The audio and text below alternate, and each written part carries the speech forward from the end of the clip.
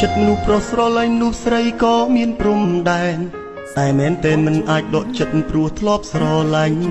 ទោះពេលខ្លះដឹងអារម្មណ៍អូនដែលធ្លាប់បិទបាំងតែពេលដឹងនៅតែខំប្រឹងទប់អារម្មណ៍មនុស្សដូចបងបើស្រឡាញ់ហើយមិនចេះព្រួលប្រែតែអូនវិញទេដែលតែងតែមិនស្មោះត្រង់ទ្រាំរស់នៅក្បែរគ្នាពេលខ្លាំងត្រូវធ្វើកោថ្លង់ព្រោះបេះដូងមិនចង់លឺពាក្យថាបែកបងនឹងអូ